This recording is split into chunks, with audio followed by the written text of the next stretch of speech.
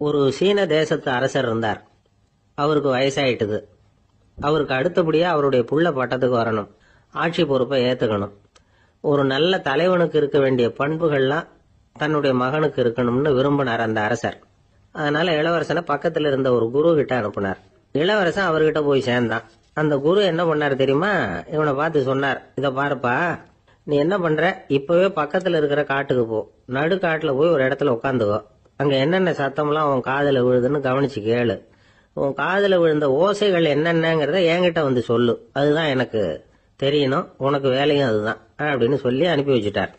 இளவரசன் காட்டுக்கு போனான். குரு சொன்னபடியே ஒரு இடத்துல உட்காந்து கவனிச்சு கேட்டான். அதுக்கப்புறம் குரு கிட்ட திரும்பி வந்தான். என்னென்ன சத்தம்லாம் கேட்ட அப்படின்னு கேட்டார் குரு. குருவே, காட்டுல நான் பறவைகள் சத்தம்லாம் கேட்டேன், மிருகங்களின் ஓசையையும் கேட்டேன், இதை தவிர இடி மின்னல் மழை இதுகளோட சத்தத்தையும் கேட்டேன் அப்படின்னா. குரு யோசனை பண்ணார், நீ இன்னமும் சரியா கேட்கல, அதனால மறுபடியும் காட்டுக்கு போ, கொஞ்ச நாள் தங்கி இருந்து கேட்டுட்டு வா அப்படின்னார். இளவரசனுக்கு ஒன்றும் புரியல. இருந்தாலும் குருவின் கட்டளையாச்சே, மறுக்க முடியுமா? உடனே அவன் மறுபடியும் காட்டுக்கு போனான். ஒரு இடத்துல உட்காந்தான். கொஞ்ச நேரம் உன்னிப்பா கவனிச்சு கேட்டான். சில நாள் கழிச்சு குரு கிட்ட திரும்பி வந்தான். குருவே, இந்த தடவை சில துல்லியமான சத்தங்களை எல்லாம் கேட்டான். தேனி பறக்கிற சத்தம், நீரோடையின் மெல்லிய ஓசை, இதெல்லாம் கேட்டேன்னா. குரு சிரிச்சார். நீ மறுபடியும் காட்டுக்கு போ, இன்னும் சில நாள் அங்க இரு, முழுமையா கவனமா கேட்டுக்கிட்டு வா அப்படின்னு சொல்லி அனுப்பி வச்சுட்டார். இளவரசனுக்கு குழப்பம் அதிகமாயிட்டுது. ஒண்ணுமே புரியல. மறுபடியும் காட்டுக்கு போனான். மௌனமா ஒரு இடத்துல உட்காந்துட்டான். அப்படியே தியானத்துல ஆழ்ந்துட்டான். சில நாள்ல அவனுக்கு இதுவரை கேட்காத ஓசைகள்லாம் கேட்க ஆரம்பிச்சுட்டுது. இதைத்தான் நான் கேட்கணும்னு என்னுடைய குரு எதிர்பார்த்திருக்கிறாருங்கிறத புரிஞ்சுக்கிட்டான். உடனே குரு கிட்ட ஓடனான். குருவே, இந்த தடவை காதுகளுக்கு கேட்க முடியாத சில ஓசைகளை கூட என்னால உணர முடிஞ்சுது. பூ மலருகிற ஓசை, சூரியனால பூமி சூடாகிறப்ப எழுகிற ஓசை, காலை பனித்துளி இந்த புல்லுலாம் குடிக்கிற ஓசை, இது எல்லாம் என்னால நல்லா கேட்க முடிஞ்சுது அப்படின்னா. குருவுக்கு இப்பதான் திருப்தி ஏற்பட்டுதான். இளவரசனை பார்த்து சொன்னார், இத பாருப்பா, இப்பதான் நாட்டை ஆளுகிற தகுதி உனக்கு வந்திருக்குது அப்படின்னு சொல்லி அதுக்கு விளக்கமும் கொடுத்தாராம். எந்த அரசன் தன்னுடைய மக்களின் எதையும் பேசுகிற மௌன மொழிய, மௌன வார்த்தைகளை கேட்கிறானோ அவன் தான் ஆள தகுதி உள்ளவன். எந்த அரசன் தன்னுடைய மக்களின் உணர்ச்சிகளை உண்மையா உணர்றானோ அவன் தான் முதன்மையான அரசன். போலி வார்த்தைகளை மட்டும் கேட்டுட்டு பல மௌன ராகங்களை காதுல வாங்கிக்காதவன் அரசனே இல்லை. எந்த நாட்டுல எப்போ ஒரு அரசன் தன்னுடைய மக்களின் உணர்ச்சிகளை கேட்க மறுக்கிறானோ அன்னையிலிருந்தே அந்த நாடு அழிய தொடங்குது அப்படின்னு அர்த்தம். இதுதான் அந்த குரு இளவரசனுக்கு போதிச்சது. வாயால பேசுறத மட்டும் கேட்டு ஏமாறப்படாது, உணர்ச்சிகளையும் கேட்கறதுலதான் மனப்பக்குவம் உண்டாகும். மக்கள் உணர்ச்சிகளை புரிந்து கொள்ளாத அரசர்கள் நீடிச்சிருக்க முடியாது. அது மாதிரி நாடுகள்ல அடிக்கடி குழப்பம் தான் உண்டாகும். அப்படி இருந்தா அடிக்கடி ஆட்சி மாறிட்டு இருக்கும். அப்படிப்பட்ட ஒரு தேசம், அங்க ஒரு சிறைச்சாலையில 3 கைதிகள் பேசிக்கிட்டு இருந்தாங்க. ஒருத்தன் சொன்னான், நான் இந்த நாட்டு ராஜாவை எதிர்த்து பேசிக்கிட்டு இருந்தேன், அதனால என்ன புடிச்சு கொண்டாந்து இங்க போட்டுட்டாங்க அப்படின்னா ஒருத்தன். இன்னொருத்தன் சொன்னான், நான் இந்த நாட்டு ராஜாவை ஆதரிச்சு பேசிக்கிட்டு இருந்தேன், அதனால என்ன புடிச்சு கொண்டாந்து இங்க தள்ளி விட்டாங்க அப்படின்னா. அது சரி, நீ என்ன தப்பு பண்ண அப்படின்னு சொல்லி 3வது ஆளை பார்த்து இவங்க கேட்டாங்க. அதுக்கு அந்த ஆளு சொல்றான், நான் தான் இந்த நாட்டு ராஜா அப்படின்னா. வாழ்க்கையில வெற்றி பெற என்ன வழி? இது ஒரு முக்கியமான கேள்வி. இதுக்கு எல்லாரும் பொதுவா சொல்ற ஒரு பதில், உழைச்சா வெற்றி பெறலாம் அப்படிங்கிறது தான். வாழ்க்கையில வெற்றி பெற உழைப்பு மட்டும் இருந்தா போதாது, நேர்மையும் வேணும் அப்படிங்கிறார் பால் ஹாஃப்மேன். இவர் யார் தெரியுமா? இவர் ஒரு பெரிய பொருளாதார நிபுணர். 2வது உலகப் போர் முடிஞ்ச சமயம் அப்போ இவர் அமெரிக்காவின் நிதி ஆலோசகரா இருந்தார். தன்னுடைய வாழ்க்கையில நடந்த பழைய நிகழ்ச்சி ஒண்ணு அவர் சொன்னார். இளம் வயசுல படிச்சு முடிச்சதும் அவரு வேலை தேடிட்டு இருந்தாராம். அப்போ ஒரு கால்நடை வைத்தியர்கிட்ட போய் வேலை கேட்டிருக்காரு. இவர் அங்க போன சமயத்துல அந்த டாக்டர் தன்னுடைய பழைய கார் ஒன்ன விற்பனை செய்யறதுக்காக வேற ஒருத்தர்கிட்ட பேரம் பேசிட்டு இருந்தார். வாங்க வந்தவர் இவர்கிட்ட அந்த காரை பற்றின விவரம் எல்லாம் கேட்டுக்கிட்டு இருந்தார். கார் நல்ல நிலைமையில இருக்குமா அப்படிங்கிற கவலை அவருக்கு. எல்லா விவரங்களையும் கேட்டுக்கிட்டு அவர் கடைசியா சொன்னார், டாக்டர், இந்த காரை நீங்களே என்னுடைய ஊருக்கு ஓட்டிட்டு வர வேண்டியது. கார் எந்த ரிப்பேரும் ஆகாம என்னுடைய ஊருக்கு சேர்ந்துட்டுதுன்னா அங்கேயே நான் பணம் கொடுத்து இந்த காரை வாங்கிக்கிறேன் அப்படின்னார். நம்ம கார் அவ்வளவு தூரத்துக்கு வழியில எந்த கோளாறும் இல்லாம போய் சேருமா அப்படிங்கிற சந்தேகம் டாக்டருக்கு. அவர் என்ன செஞ்சார் தெரியுமா? தன்கிட்ட வேலை கேட்டு வந்திருந்த இளைஞர் பால் ஹாஃப்மேனை கூப்பிட்டார். அவர்கிட்ட சொன்னார், இத பாருப்பா, இந்த காரை நீ அவருடைய ஊர் வரைக்கும் நல்லபடியா ஓட்டிட்டு போய் சேர்த்துட்டீங்கன்னா உனக்கு நான் வேலை கொடுத்து விடுறேன். அது மட்டும் இல்ல, காரு விற்கிற தொகையில கமிஷனும் கொடுக்குறேன், என்ன சம்மதமா அப்படின்னு கேட்டார். ஹாஃப்மேன் யோசனை பண்ணார். அதுக்கப்புறம் சரின்னு சொல்லி சம்மதிச்சார். கொஞ்ச நேரத்துல அவரும் கார் வாங்க வந்தவரும் புறப்பட்டாங்க. இவர் ரொம்ப சிரமப்பட்டு வழியில எங்கேயும் நிறுத்தாம காரை ரொம்ப சாமர்த்தியமா ஓட்டிட்டு போய் சேர்த்துட்டார். அவர் இவரை அழைச்சிக்கிட்டு வீட்டுக்குள்ள போனார். அப்புறம் கேட்டார், இத பாருப்பா, இப்ப சொல்லு, இந்த காரோட நிலைமை இப்ப எப்படி இருக்கு? உண்மையிலேயே இது நல்ல நிலைமையில இருக்குதா? உன்னுடைய மனசாட்சிப்படி பதில் சொல் அப்படின்னார். இவரும் உடனே காரு நல்ல நிலைமையில தான் இருக்கு அப்படின்னு சொல்றதுக்கு வாயை திறந்தார். அதுக்குள்ள பார்வை எதிரில் உள்ள சுவர் மேல பட்டுது. அங்க இயேசுநாதர் படம் ஒண்ணு மாட்டியிருந்தாங்க. அதுக்கு அடியில எழுதியிருந்த வாசகம் என்னன்னா, நீ பேசும் ஒவ்வொரு வார்த்தையையும் இயேசு கவனித்துக் கொண்டிருக்கிறார் அப்படின்னு இருந்தது. அந்த வரிகளை பார்த்தார். உடனே காரு சரியில்லை அப்படிங்கிற உண்மையை சொல்லிவிட்டார். இவர் இப்படி சொன்னதும் அவர் இவரை ரொம்ப ஆச்சரியமா பார்த்தார். இவர்கிட்ட இருந்த நேர்மை அவரை சிந்திக்க வச்சது. உன்னுடைய நேர்மையை பாராட்டுறேன், உனக்கு கமிஷன் கிடைக்கணுங்கிறதுக்காகவே நான் இந்த காரை வாங்கிக்கிறேன்னார். இப்போ அவர் திகைச்சு போய் நின்னார். மறுபடியும் அவர் சொன்னார், நீ காரை ஓட்டிட்டு வரும்பொழுதே உன்னுடைய திறமையை பார்த்தேன், உனக்கு விருப்பம் இருந்தா நீ என்கிட்டயே வேலைக்கு சேர்ந்துடலாம் அப்படின்னார். பால் ஹாஃப்மேன் அவர்கிட்ட வேலைக்கு சேர்ந்தார். படிப்படியா முன்னேறினார். கடைசியில பாத்தீங்கன்னா அமெரிக்காவுடைய நிதி ஆலோசகரா ஆனார். அதுக்கப்புறம் அவர் அந்த பழைய சம்பவத்தை எப்பவும் மறக்கிறது இல்லை, அடிக்கடி சொல்றது உண்டு. அதனால இதுல இருந்து நாம தெரிஞ்ச வேண்டியது என்னன்னா, வாழ்க்கையில முன்னுக்கு வரணும்னா உழைப்பு மட்டும் போதாது, நேர்மையும் வேணும். ஆனா இந்த காலத்துல சிலருடைய நேர்மை நமக்கு ஆச்சரியமா கூட இருக்கும். ஒருத்தர் புஸ்தக கடை வச்சிருந்தார். ரொம்ப நேரமா தேடி ஒரு புத்தகத்தை கையில எடுத்தார். அதுக்கு பில் போட சொன்னார். அந்த புத்தக கடைக்கு வந்த இன்னொருத்தர் பில் போடுறவர், சார் இந்த புத்தகம் மகா அறுவை, மகா மட்டம், இது வேணாம் உங்களுக்கு, வேற ஏதாவது ஒண்ணு பாருங்கன்னார். புத்தக கடை வச்சிருக்கிறவரே இப்படி சொன்னார். வாங்க வந்தவர் இவர் ஆச்சரியமா பார்த்தார். உங்க நேர்மையை பாராட்டுறேன், அது சரி, இந்த புத்தகத்தை ஏற்கனவே நீங்க படிச்சு பார்த்துட்டீங்களான்னு கேட்டார். அதை படிச்சு வேற பாக்கணுமான்னார். அப்புறம் எப்படி இது மகாமட்டம்னு சொல்றீங்க அப்படின்னார். அதை எழுதினவனே நான் தான் சார் அப்படின்னார் அவர். இது ஒரு விதமான நேர்மை, நேர்மையை ஒத்துக்கிறது. எப்படி இருந்தாலும் வாழ்க்கையில உழைப்பும் நேர்மையும் உயர்வதற்கு வழிகள். உழைப்பை விட நேர்மை முக்கியம் அப்படிங்கறத புரிந்து கொண்டால் வாழ்க்கையில வெற்றி நிச்சயம். திருநெல்வேலி மாவட்டத்துல கோவில்பட்டிக்கு பக்கத்துல உள்ள ஊர் கடம்பூர். காமராசர் முதலமைச்சரா இருந்த காலம். கடம்பூர்ல ஒரு பள்ளி சீரமைப்பு மாநாடு நடக்குது. அந்த பக்கத்துல உள்ள பள்ளிக்கூடம்லாம் அதுல கலந்துக்குது. கண்காட்சி வேற, ஊரு பூரா விழா கோலம். மறுநாள் மாநாடு நடக்க போகுது. ஆனா முதல் நாளே மழை பிடிச்சுக்கிட்டுது. மறுநாளும் அது விடாம பேஞ்சுக்கிட்டு இருக்குது. காமராசர் காலையில இருந்து பல்வேறு நிகழ்ச்சிகள்ல கலந்துகிட்டு சாயந்தரமா கடம்பூருக்கு வந்து சேர வேண்டியவர்.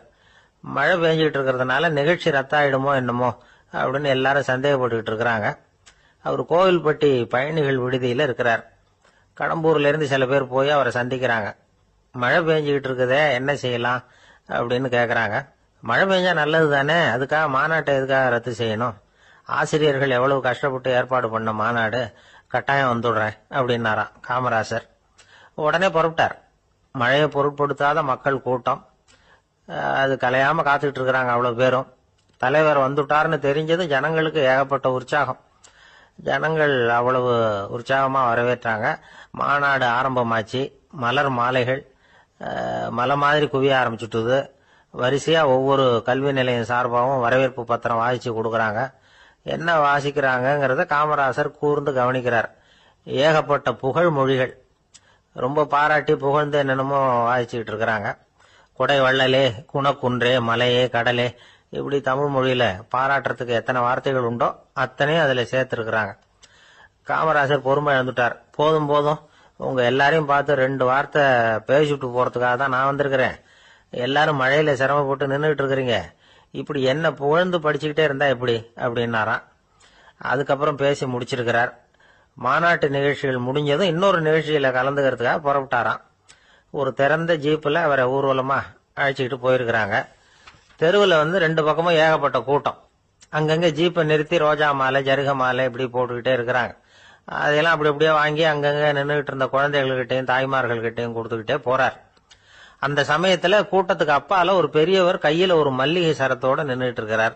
அவரால் முண்டி அடிச்சுக்கிட்டு முன்னால வர முடியல. காமராசர் இதை கவனிக்கிறார். அவ்வளவுதான், உடனே நிறுத்தப்பா வண்டிய அப்படிங்கிறார். ஜீப்பு நிக்குது. டிரைவரை பார்த்து, அதோ பார், அங்க ஒருத்தர் நிக்கிறார் பார், அவரை இங்க அழைச்சிட்டு வா அப்படின்னாராம். கூட்டம் வழி விடுது. அந்த பெரியவரை கிட்டத்துல அழைச்சிட்டு வர்றாங்க. காமராசர் அவரை பார்த்து, வாங்க வாங்க, நல்லா இருக்கீங்களா அப்படின்னு சத்தம் போட்டு உற்சாகமா விசாரிக்கிறாராம். பெரியவர் கண்கள்ல கண்ணீர், பேச்சு வரல. மல்லிகை சரத்தை அவருக்கு போடுறார். கொஞ்ச நேரம் அவர்கிட்ட பொறுமையா பேசிக்கிட்டு இருந்துட்டு அவரை அனுப்பி வைக்கிறார் காமராசர். பெரியவர் போனதுக்கு அப்புறம் காமராசர் பக்கத்துல இருந்தவங்க கிட்ட சொல்றார் அந்த பெரியவரை பத்தி. அந்த காலத்துல ரொம்ப கஷ்டப்பட்டவர் இவரு, ஜெயிலுக்கு போனவர் அப்படின்னு ரொம்ப உருக்கமா நெகிழ்ந்து போய் சொல்றார். இதுல ஒரு விஷயத்தை கவனிங்க.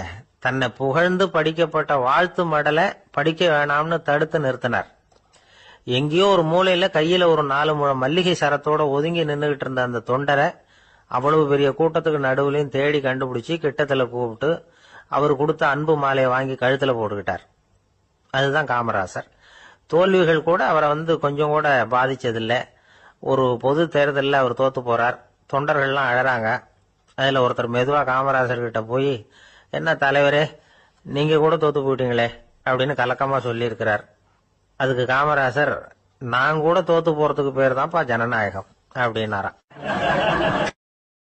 சில பேர் ஆளை பார்த்தா 60 வயசு மாதிரி தோணும்.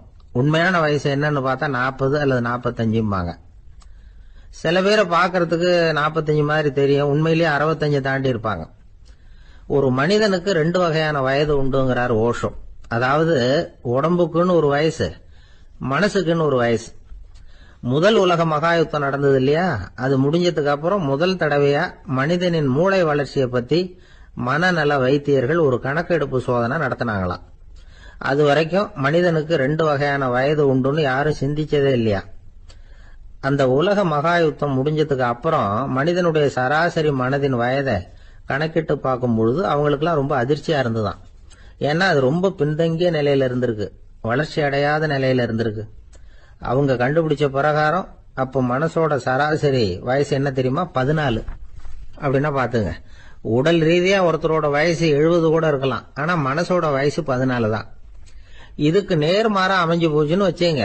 அதாவது ஒருத்தருக்கு உண்மையிலேயே 14 வயசு, அதாவது உடலோட வயசு 14, அவரோட மனசின் வயசு 70ன்னு வச்சுக்கோங்க. இப்படி அமைஞ்சுட்டுதுன்னா அவர் சீக்கிரம் ஞானத்தன்மை அடைஞ்சிருவார் அப்படின்னு அர்த்தம். இப்ப நமக்கெல்லாம் உடம்போட வயசு மனசோட வயசு ரெண்டும் ஒன்னா இருந்துட்டா அதுவே போதும், அதுவே பெரிய விஷயம். இப்ப எமர்சன் கிட்ட போய் ஒருத்தர் கேட்டாராம், உங்க வயசு என்ன அப்படின்னு. அவர் உடனே பதில் சொல்லியிருக்கார், 360 வருஷம் அப்படின்னாராம். கேட்டவர் குழம்பி போயிட்டார். அவர் என்ன சொல்றாரு, 360 வயசா, என்ன நம்ம காதல தான் சரியா விழலையா? எமர்சன் எப்பவும் உண்மையை பேசுற ஒரு சிறந்த அறிவாளி, அவர் இப்படி எல்லாம் பொய் சொல்ல மாட்டாரே அப்படின்னு ஒரு யோசனை பண்ணிட்டு இவர் மறுபடியும் அவர் கிட்ட போனாராம். ஐயா, நீங்க சொன்னது சரியா என் காதல விழல, அதனால மறுபடியும் கேக்குறேன், உங்க வயசு என்ன அப்படின்னாராம். எமர்சன் மறுபடியும் சொல்லியிருக்கிறார் 360 வருஷம்னு. வந்தவருக்கு உண்மையிலேயே அதிர்ச்சியா போட்டுது. அதுக்கப்புறம் மெதுவா ஆரம்பிச்சாராம், ஐயா நீங்க சொல்றதை என்னால ஏத்துக்க முடியாது, எப்படி பார்த்தாலும் இப்போ உங்களுக்கு வயசு ஒரு 60க்கு மேல இருக்காதுன்னு நினைக்கிறேன் அப்படின்னாராம். நீங்க சொல்றது சரிதான், அது என் உடம்போட வயசுன்னாராம் எமர்சன். அப்படின்னா ஏற்கனவே நீங்க சொன்னது அப்படின்னு கேட்டிருக்காரு, அது என் மனசோட வயசு அப்படின்னாராம். நம்மளை பொறுத்த வரைக்கும் அறிவு தூசு படிஞ்சிருக்கு, அது மாதிரியே அன்பும் மாசுபட்டிருக்கு. இது ரெண்டையும் சுத்தம் பண்ண வேண்டியிருக்குது. அப்பதான் நாம சரியான வயசுல வாழ முடியும். ஒரு ஆசாமி இருக்கிறார், அவருக்கு உடம்போட வயசு அதிகம், மனசோட வயசு ரொம்ப குறைச்சல், குழந்தை மாதிரி. அவர் ஒரு ஆஸ்பத்திரியில படுத்திருக்கிறார். நர்சம்மா எல்லாருக்கும் மருந்து கொடுத்துட்டு போறாங்க. கொஞ்ச நேரம் கழிச்சு திரும்பி வந்தாங்க. அப்ப இவர் அந்த அம்மாவை கூப்பிட்டு சொல்றாரு, இத பாருங்க சிஸ்டர், நீங்க எல்லாருக்கும் சின்ன சின்ன மாத்திரையா கொடுத்துட்டு எனக்கு மட்டும் நீளமான மாத்திரையா கொடுத்துட்டீங்க, முழுங்கறதுக்கு ரொம்ப கஷ்டமா போச்சு, இனிமே எனக்கும் சின்ன மாத்திரையா கொடுங்க சிஸ்டர் அப்படின்னாராம். அந்த அம்மா உடனே அதிர்ச்சி ஆகி தலையில அடிச்சுக்கிட்டாங்களாம். நான் கஷ்டப்பட்டு மாத்திரையை முழுங்கினத்துக்கு நீங்க ஏமா தலையில தட்டிக்கிறீங்க அப்படின்னு கேட்டிருக்காரு இவர். இதுக்கு அவங்க சொல்லியிருக்கிறாங்க, நான் உங்களுக்கு கொடுத்துட்டு போனது மாத்திரை இல்லைங்க, அது தெர்மாமீட்டர் அப்படின்னாங்களாம். ஆபீஸ்ல வேலை பார்க்கிற ஒருத்தர் வந்தார்.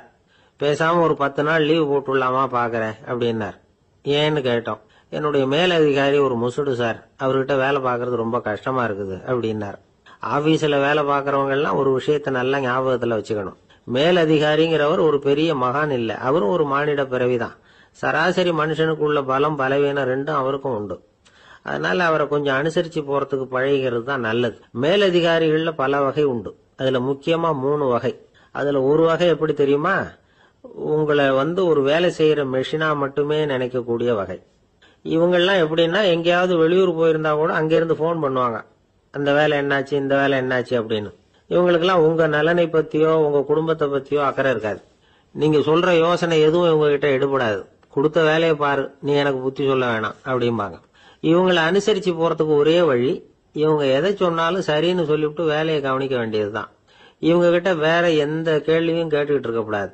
ஆமா சாமி போடுறது கௌரவ குறைச்சல் இல்ல, அது ஒரு அலுவலக சௌகரியம், அவ்வளவுதான். இன்னொரு வகையான மேலதிகாரிகள் எப்படி தெரியுமா? இவங்கெல்லாம் ஆபீஸ் வேலையை பத்தி அதிகமா கவலைப்பட்டுக்கிட்டு இருக்க மாட்டாங்க. தங்களுடைய சொந்த இமேஜ் பாதிக்கப்படக்கூடாதுங்கிறதுலயே கவனமா இருப்பாங்க. இவங்கெல்லாம் அடிக்கடி உங்க நலனை விசாரிப்பாங்க. அதே மாதிரி நீங்களும் அவரை விசாரிக்கணும்னு எதிர்பார்ப்பாங்க. இந்த ரக அதிகாரிகளுக்கெல்லாம் புது வருட வாழ்த்து அனுப்பலாம், பிறந்த நாள் வாழ்த்து அனுப்பலாம். அவருக்கு எங்கேயாவது ஒரு பாராட்டு விழா நடந்தா முதல் வரிசையில போய் உட்காந்து உங்க முகத்தை காட்டலாம். ஆபீஸ் வேலையை மட்டுமே பாக்குற பணியாளர்கள் இது மாதிரி அதிகாரிகள் கிட்ட நல்ல பேர் வாங்க முடியாது. இன்னொரு வகையான மேலதிகாரிகள் உண்டு.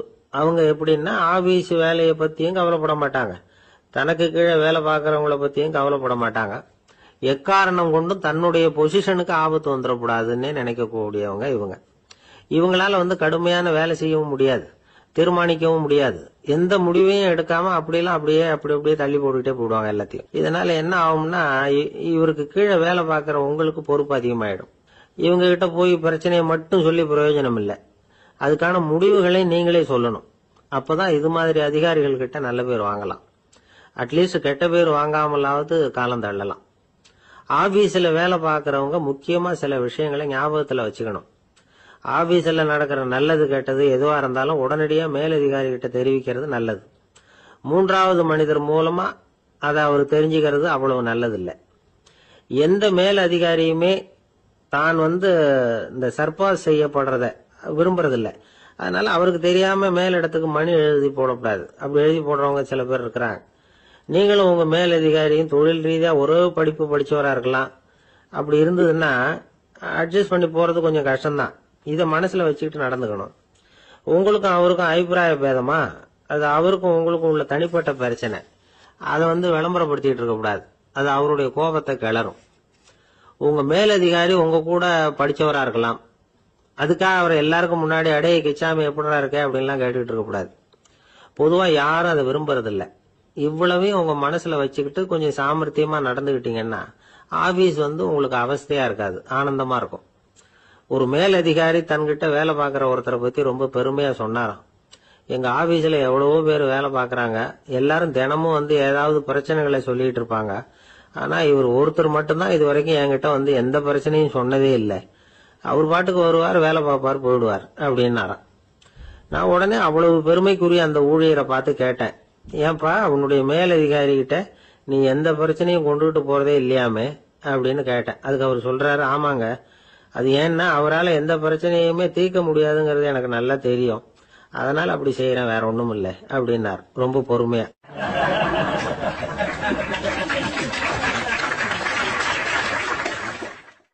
ஒருத்தர் சிகரெட்டும் கையுமா வந்தார். சார், இந்த புகைப்பிடிக்கிற பழக்கத்தை நிறுத்தி போடணும்னு தான் பாக்கிறேன், முடியலன்னார். புகைப்பிடிக்கிறத நிறுத்துறது ரொம்ப சுலபம் சார் அப்படின்னார் இன்னொருத்தர். எப்படி சொல்றீங்கன்னு கேட்டார் அவரு. நான் கூட ஏற்கனவே 10 தடவை அந்த பழக்கத்தை நிறுத்தி இருக்கிறேன் சார் அப்படின்னார் இவர். இதுல இருந்து என்ன தெரியுது? புகைப்பழக்கத்தை திடீர்னு விட்டு விடுறதுங்கிறது ரொம்ப கஷ்டம்னு தெரியுது. இருந்தாலும் இது சம்பந்தமான ஆராய்ச்சி, அனுபவம், இது ரெண்டையும் அடிப்படையா வச்சு சில வழிமுறைகளை சொல்றாங்க. அதாவது புகைப்பிடிக்கிறத நிறுத்துறதுக்கு 10 வழிகள் உண்டு அப்படின்னு சொல்றாங்க. அது என்னங்கறத தெரிஞ்சுக்கிட்டா உபயோகப்படுதான்னு பார்க்கலாமே. முதல் கருத்து என்னன்னா, கொஞ்ச நாளைக்கு புகைப்பிடிக்கிற நண்பர்களை விட்டு விலகி இருக்கணும். இதனால புகைப்பிடிக்கிற ஆசை குறையும், அந்த பழக்கத்தை மறுபடியும் ஆரம்பிக்கப்படாதுங்கிற எண்ணம் உறுதிப்படும்.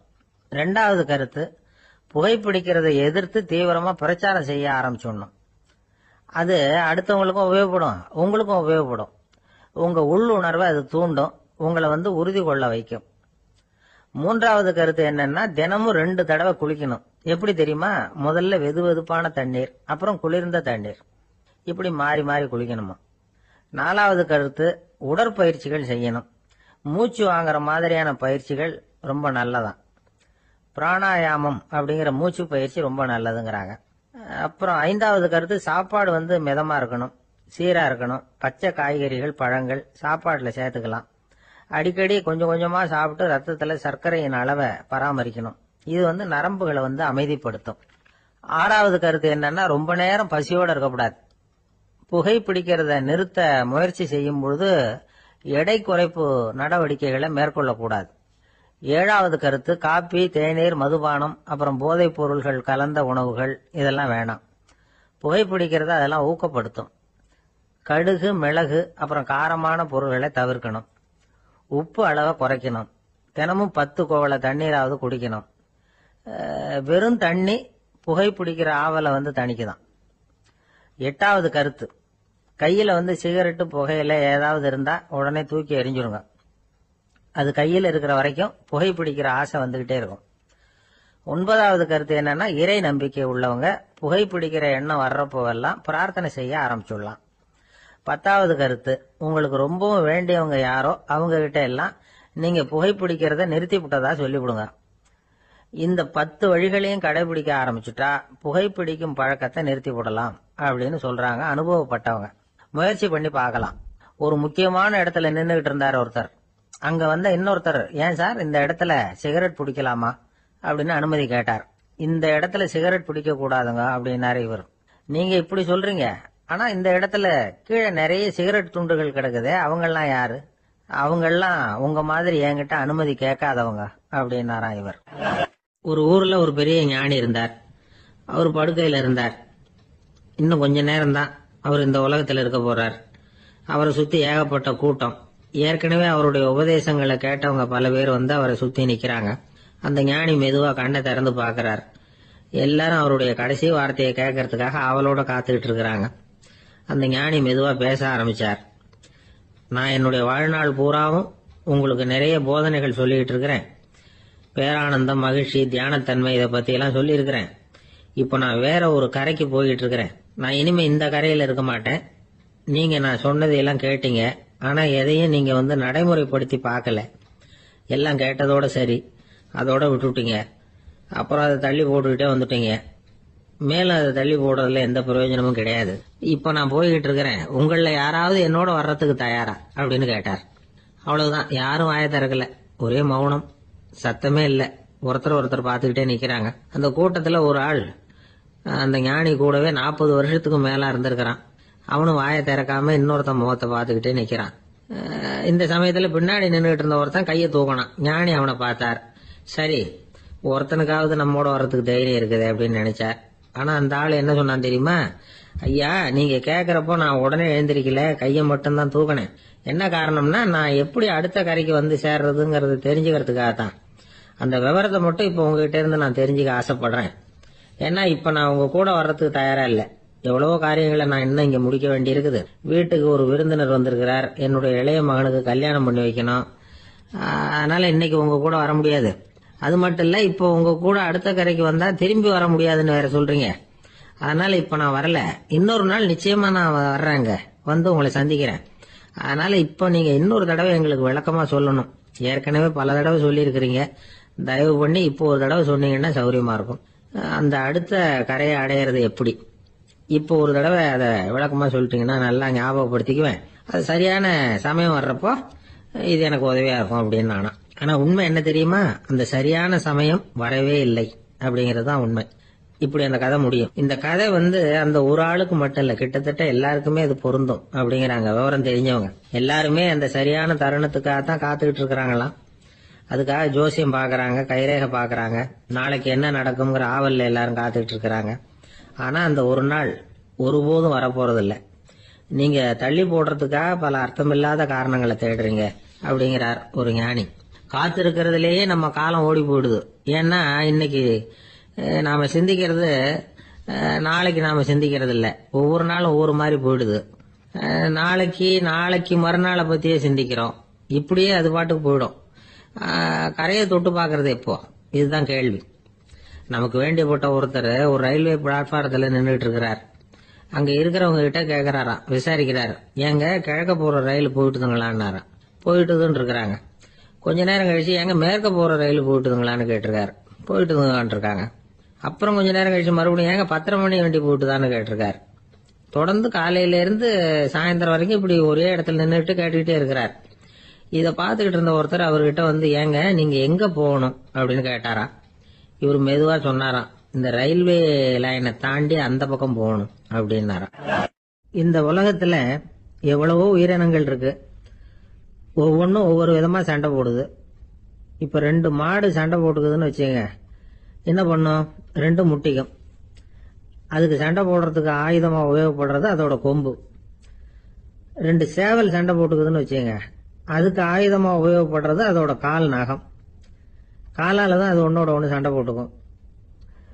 ஆனா 2 மனுஷன் சண்டை போட்டுக்கிறான்னு வச்சுங்க, இவன் இன்னதை தான் ஆயுதமா உபயோகப்படுத்துவான்னு குறிப்பிட்டு சொல்ல முடியாது. கல்லை எடுப்பான், கத்தி எடுப்பான், துப்பாக்கி எடுப்பான், என்ன வேணாலும் பண்ணுவான். வாயால திட்டுவான், கையால அடிப்பான், காலால உதைப்பான், சகலகலா வல்லவன். விலங்குகள்லாம் பொதுவா வாயை சாப்பிடறதுக்கு மட்டும்தான் உபயோகப்படுத்துது. ஆனா இவனுக்கு சாப்பிடறதுக்கும் அதுதான், சாப்பிட்டு விட்டு திட்டுறதுக்கும் அதுதான். ஆனா ஒரு விஷயத்துல மட்டும் கெட்டிக்கிறேன். அதாவது நாம சண்டை போட்டுக்கிட்டாலும் பரவாயில்ல, கோழிகள் சண்டை போடாம இருக்கணும் அப்படின்னு ஆசைப்படுறான். எதுக்காக? கோழிகள் சண்டை போடாம இருந்தா நிறைய முட்டைகள் போடுமா, அதுக்காக தான் இந்த அக்கறை. கோழி பண்ணை வச்சிருக்கிறவங்களுக்கு இது ஒரு பெரிய பிரச்சனை. அதாவது பண்ணையில இருக்கிற கோழிகளுக்குள்ள அடிக்கடி சண்டை வந்துடும், அதனால முட்டை உற்பத்தி குறைஞ்சிரும். சரி, இதுக்கு என்ன பண்றது? பண்ணையில போய் உட்காந்துக்கிட்டு தினமும் பஞ்சாயத்து பேசிட்டு இருக்க முடியுமா? அமெரிக்காவில் கோழி பண்ணை வச்சிருக்கிற ஒருத்தர் இதை பத்தி யோசனை பண்ணி பார்த்தாராம். ஒரு வழியையும் கண்டுபிடிச்சிருக்காரு. கோழிக்கெல்லாம் மூக்கு கண்ணாடி மாட்டி விட்டுட்டோம்னா அது சண்டை போடுற குணம் குறைஞ்சிரும், முட்டை அதிகமாயிடும். அந்த கண்ணாடியில உள்ள லென்ஸ் சிவப்பு நிறத்துல இருக்கணும், அவ்வளவுதான் அப்படின்னு அவர் கண்டுபிடிச்சாராம். இது ஏற்கனவே நடைமுறையில கண்டுபிடிக்கப்பட்ட ஒரு விஷயம். ஆனா எல்லா கோழிக்கும் சிவப்பு மூக்கு கண்ணாடி எப்படி மாட்டி விடுறது? அப்படியே மாட்டி விட்டாலும் அது நழுவாம இருக்கணுமே. இப்ப நாமெல்லாம் நடு விரலால மூக்கு கண்ணாடி நடுவுல தொட்டு அப்படி ஸ்டைலா சரி பண்ணிக்கிறோம், அது மாதிரி கோழி எப்படி சரி பண்ணிக்கும்? இதுதான் பிரச்சனை. இதுக்கு அவர் என்ன வழி கண்டுபிடிச்சாருன்னா, கோழிக்கெல்லாம் மூக்கு கண்ணாடிக்கு பதிலா விழியொட்டு வில்லைகள், கான்டாக்ட் லென்ஸ், அதை பொருத்தி விட்டா என்ன அப்படின்னு யோசனை பண்ணார். அதே மாதிரி பண்ணார். அதே மாதிரி செஞ்சு பார்த்தாரு, வெற்றி. அதுக்கப்புறம் கோழியெல்லாம் சண்டை போட்டுக்கலையாம், சமாதான பிரியர்கள் ஆயிட்டுதான். கோழிகளுக்கு இயல்பாவே சண்டை போடுற குணம் உண்டு. ஆனா அதோட கண்ணுக்கு பாக்குற பொருள்லாம் ரோஜா நிறத்திலேயோ அல்லது இன்னும் சொல்ல போனா அழுத்தமான சிவப்பு நிறத்திலேயோ தெரிஞ்சதுன்னா சண்டை போடுற குணம் குறைஞ்சிருதான். அந்த சமயத்துல அது அதிகமாகவும் முட்டையிட ஆரம்பிச்சுடுதான். அதே நேரத்துல இறை எடுக்கிறத கூட குறைச்சிக்குதான். இது ஏன் இப்படி பண்ணுதுங்கிறது விஞ்ஞானிகளுக்கு இன்னமும் புரியலையா. எப்படியோ அமெரிக்க கோழிகள்லாம் கான்டாக்ட் லென்ஸ் பொருத்திக்க ஆரம்பிச்சாச்சு. கோழி கழுத்தை பிடிச்சிக்கிட்டு ஒரு சில வினாடிகள்ல அதை பொருத்தி விடுறாங்களாம். கோழியோட ஆயுள் பூரா அது அப்படியே இருக்குமா. பண்ணையில முட்டை உற்பத்தி குறைஞ்சா இது மாதிரி விஞ்ஞான பூர்வமா பரிகாரம் தேடுறது தான் நல்லது. நமக்கு வேண்டியப்பட்ட ஒருத்தர், அவர் ஒரு கோழி பண்ணை வச்சிருந்தார். அந்த பண்ணையில பாதி கோழி திடீர்னு செத்து போச்சு.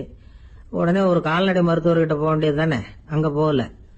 உள்ளூர்ல மந்திரம் பண்ணிட்டு இருந்த ஒரு சாமியார் கிட்ட போனார். அவர் காலில் விழுந்தார். சாமி, என் பண்ணையில பாதி கோழி செத்து போட்டுதுன்னார். சாமியார் யோசனை பண்ணார். சரி, பண்ணையில வாசப்படி கிழக்கு பக்கமா வச்சிருக்கியா மேற்கு பக்கமா வச்சிருக்கியான்னு கேட்டார். கிழக்கு பக்கமா இருக்குன்னார் அவர். அதுதான் தப்பு, மேற்கு பக்கமா அதை மாத்து சரியா போடும்னாராம். அதே போல அவர் போய் மாத்திவிட்டார். அப்பவும் பாதி செத்து போச்சு. மறுபடியும் சொன்னார், சாமி மறுபடியும் பாதி கோழி செத்து போட்டுதேன்னார்.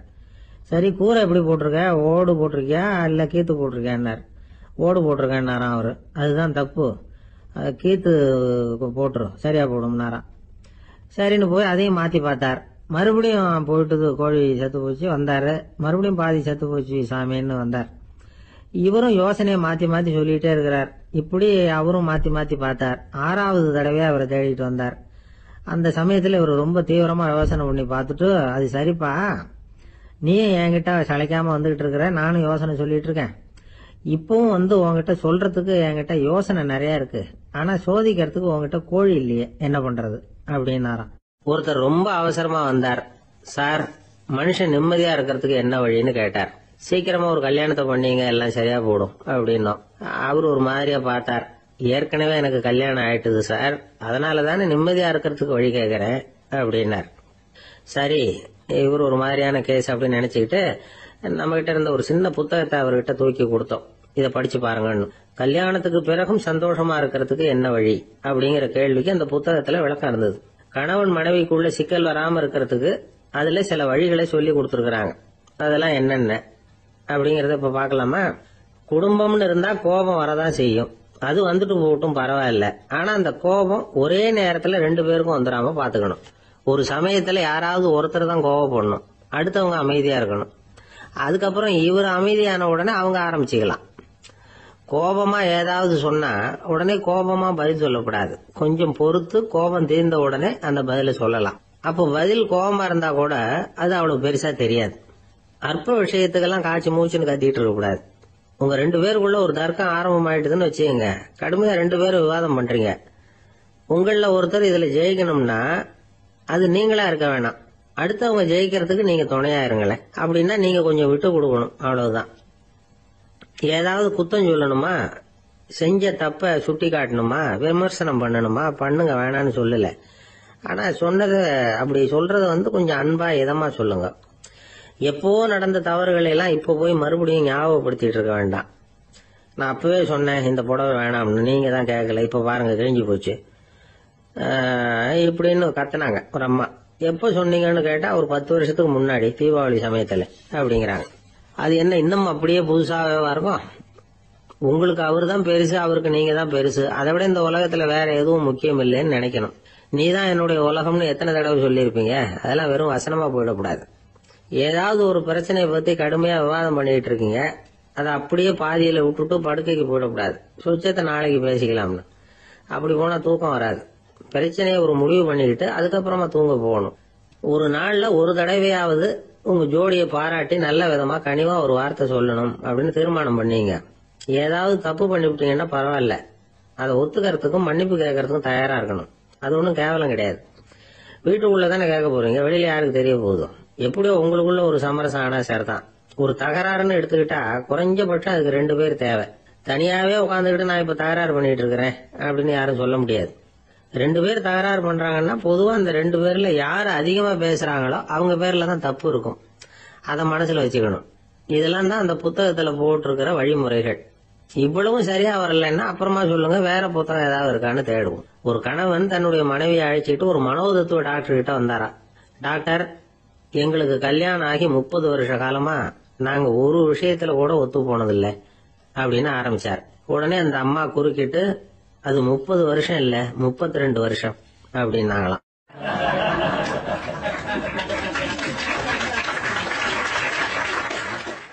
சில பேரை இப்படி சொல்றது உண்டு. அடுத்தவங்களை அனுசரிச்சு நடந்துக்க தெரியல, அவன் என்ன சார் மனுஷன் அப்படிம்பாங்க. சக மனிதர்களோட எப்படி பழகிறது அப்படின்னு தெரியாததுனாலேயே பல பேர் இன்னைக்கு சங்கடப்பட்டுக்கிட்டு இருக்கிறாங்க. வசதி வாய்ப்பெல்லாம் சரியா இருக்கும், ஆனா வாழ்க்கை சரியா இருக்காது. இன்னொருத்தர்கிட்ட எப்படி பேசுறது பழகிறதுங்கிறது தெரியாததுனாலதான் இந்த அவஸ்தை. சரி, இந்த அவஸ்தை இல்லாம வாழறது எப்படி? இதுக்கு அனுபவசாலிகள் சில வழிமுறைகளை சொல்றாங்க. அதெல்லாம் என்னென்னங்கிறத இப்ப தெரிஞ்சுக்குவோம். முதல்ல நம்ம நாக்கு நம்ம கண்ட்ரோல்ல இருக்கணும். வார்த்தைகளை கொட்டி விட்டு அதுக்கப்புறம் அள்ள முடியாம கிடந்து கஷ்டப்படக்கூடாது. எப்படி பேசுறோங்கிறதும் முக்கியம், பேசுறப்ப எப்படி முகத்தை வச்சிருக்கிறோங்கிறதும் முக்கியம். அன்பா பேசினாலும் நல்லா இருக்கும். அப்படி பேசுறப்ப ஆதரவா அவர் தோள் மேல ஒரு கையை போட்டுக்கிட்டு பேசினா இன்னமும் நல்லா இருக்கும். 2வது விஷயம், இன்னொருத்தர்கிட்ட பேசுறப்ப வாக்குறுதிகளை அள்ளி வீசக்கூடாது. கொடுக்கற வாக்குறுதி குறைச்சலா இருக்கணும். அப்படி கொடுத்த வாக்குறுதியை கண்டிப்பா நிறைவேற்றணும். நாம ஒருத்தரை பாராட்டுறோம் அல்லது அவரை பத்தி அபிப்பிராயம் சொல்றோம்னா அது ஆக்கப்பூர்வமா இருக்கணும். நம்ம பாராட்டு அல்லது விமர்சனம் அடுத்தவருடைய முன்னேற்றத்துக்கு உதவுறது மாதிரி இருக்கணும். நாம சொல்றதை கேட்டுட்டு அவன் தலையில கையை வச்சுட்டு உட்காந்துடக்கூடாது. எப்பவும் உற்சாகமா இருக்கணும், முகம் அலர்ச்சியா இருக்கணும். மனுஷன் இருந்தா வருத்தம், கவலை, ஏமாற்றம் எல்லாம் இருக்கதான் செய்யும். அதெல்லாம் மனசுல இருக்கட்டும். அந்த வருத்தமும் கவலையும் ஏமாற்றமும் சேர்ந்துகிட்டு நம்ம முகத்துல இருக்கிற மலர்ச்சியை மூடி மறைக்கிறதுக்கு நாம இடம் கொடுத்துடக்கூடாது. எந்த விஷயத்த பத்தி யாருகிட்ட பேசினாலும் வெளிப்படையா பேசணும், திறந்த மனசோட பேசணும். மூடி மறைச்சி முன்னு மூழ்கிட்டு இருக்க கூடாது. இன்னொருத்தர்கிட்ட பேசுறப்போ விவாதம் பண்ணுங்க, அது தப்பு இல்லை. ஆனா வாதாடிக்கிட்டு இருக்க கூடாது. அதாவது என்ன சொல்றாங்கன்னா, டிஸ்கஸ் பண்ணலாம், ஆர்கியூ பண்ணக்கூடாது. நம்ம கிட்ட இருக்கிற நல்ல குணங்களை நாம எடுத்து சொல்லிட்டு இருக்க கூடாது. அந்த நல்ல குணங்களே நம்மளை பத்தி எடுத்து சொல்லணும். அது மாதிரி நடந்துக்கணும். அதே மாதிரி அடுத்தவங்க கிட்ட உள்ள கெட்ட குணங்களை பத்தி அவசியம் இல்லாம நாம பேச வேண்டியதில்லை. உங்களை பத்தி யாராவது தப்பா பேசுறாங்களா, அப்படி அவங்க பேசுறதுல உண்மை இல்லையா, அப்படின்னா அதை நீங்க பொருட்படுத்த வேண்டியதில்லை, விட்டுடலாம், அது தானா போயிடும். ஒரு 4-5 பேரோட பேசிக்கிட்டு இருந்தீங்கன்னா எல்லாருக்கும் முக்கியத்துவம் கொடுங்க, யாரையும் அலட்சியப்படுத்தாதீங்க. தமாஷா பேசலாம், ஆனா உங்க தமாஷ் அடுத்தவங்களை கேலி பண்றதா இருக்கக்கூடாது. நமக்கு கிடைக்க வேண்டியது கிடைக்கலையே அப்படிங்கிற தவிப்பு நம்ம கிட்ட இருக்கக்கூடாது, அது தேவையில்லை. உங்க செயல்பாடுகள் தெளிவா இருக்கட்டும், பாராட்டு தானா உங்களை தேடிட்டு வரும். இன்னொரு மனுஷனுடைய மனசுல கௌரவமான ஒரு இடத்த பிடிக்கணும்னா நாம இந்த குணத்தை எல்லாம் நம்ம கிட்ட வளர்த்துக்கணும். இதெல்லாம் அனுபவசாலிகள் சொல்லி இருக்கிற குறிப்புகள். இந்த குறிப்புகளை சரியா புரிஞ்சுக்கணும், அது முக்கியம். தப்பா புரிஞ்சுக்கிட்டா என்ன ஆகும் தெரியுமா? இத கேளுங்க. ஒருத்தர் வந்தார், சார் அடுத்தவங்க தோள் மேல கைய போட்டுக்கிட்டு அன்பா பேசணும்னு சொன்னீங்க, அப்படிதான் பேசினேன். அவரு முதுக கூட தட்டி கொடுத்தேன், என் வேலை போயிட்டுது சார், வீட்டுக்கு அனுப்பிச்சுட்டாங்க அப்படின்னார். யாருகிட்ட அப்படி பேசுனீங்கன்னு கேட்டோம். என் முதலாளி கிட்ட சார் அப்படிங்கிறார் ரொம்ப சோகமா.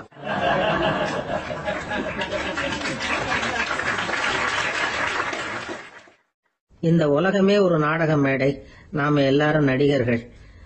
இது ஞானிகள் சொல்றது. இது ஒரு பக்கம் இருக்கட்டும். இந்த உலகத்துக்குள்ள எத்தனையோ நாடக மேடைகள், எத்தனையோ நடிகர்கள், எத்தனையோ நாடகங்கள், இதெல்லாம் எப்படி ஆரம்பமாச்சு? அதுதான் இன்னைக்கு தகவல். அதாவது ஆதி மனிதன் பேச ஆரம்பிக்கிறதுக்கு முன்னாடி சைகையாலேயே எல்லாத்தையும் சொல்லிட்டு இருந்தான். அதனால அப்பவே நடிப்பு ஆரம்பமாயிட்டது. முதல்ல ஒரு வேட்டையத்தான் அவன் நடிச்சு காட்டியிருப்பான்.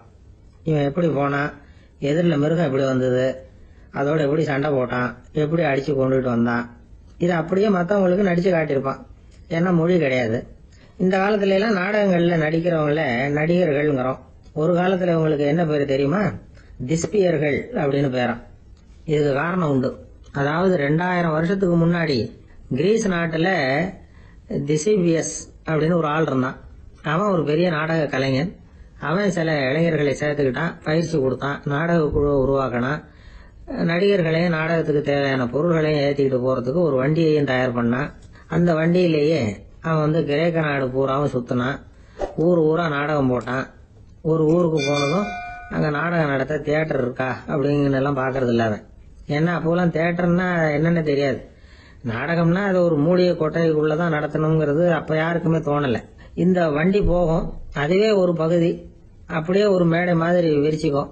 அதுல ஏறி நின்றுகிட்டு நாடகத்தை நடிச்சு காட்டுவாங்களாம். மக்கள்லாம் எதிரில் தரையில உட்காந்து அதை பார்த்துக்கிட்டு இருக்கிறது. உலகத்தின் முதல் நடமாடும் தியேட்டர் இதுதானா.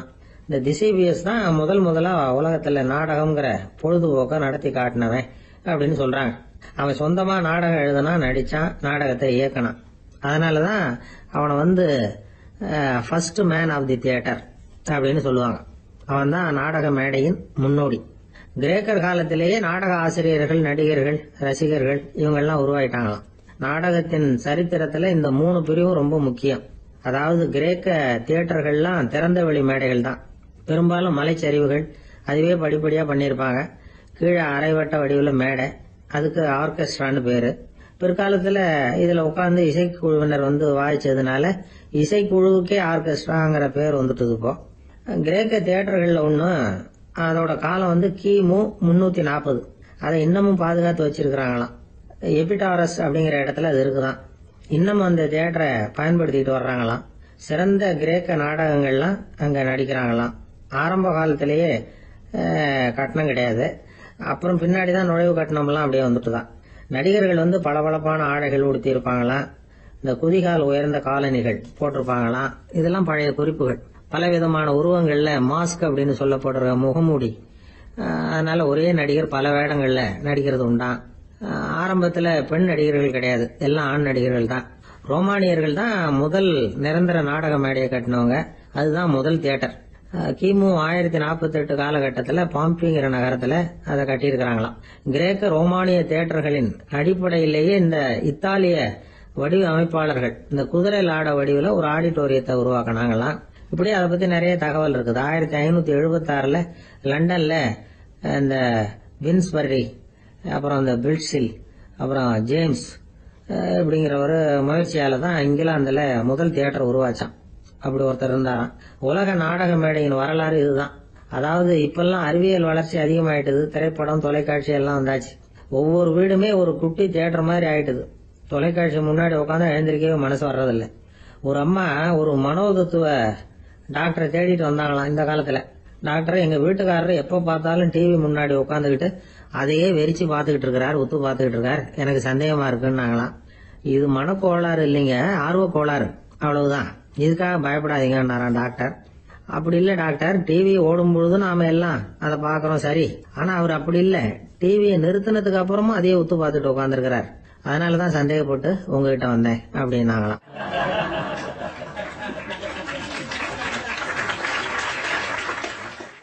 ஒரு சின்ன பையன் வந்தான். அவனை பார்த்து ஒரு கேள்வி கேட்டோம். ஏன்ப்பா உங்க வீட்டுல அம்மா புத்திசாலியா அப்பா புத்திசாலியா அப்படின்னு. அவன் அலட்சியமா நம்மளை பார்த்து சிரிக்கிறான். என்ன சார் இது, இந்த காலத்துல இது கூட தெரியாம இருக்கிறீங்களே அப்படிங்கிறான். ஒரு சின்ன பையன் நம்மளை பார்த்து இப்படி கேட்டு விட்டானே அப்படின்னு நினைக்கிறப்போ நமக்கு ஒரு மாதிரி ஆயிடும். அதுக்கப்புறம் தான் இந்த தாத்தா பாட்டி எல்லாம் சொல்ற ஒரு கதை ஞாபகத்துக்கு வந்தது.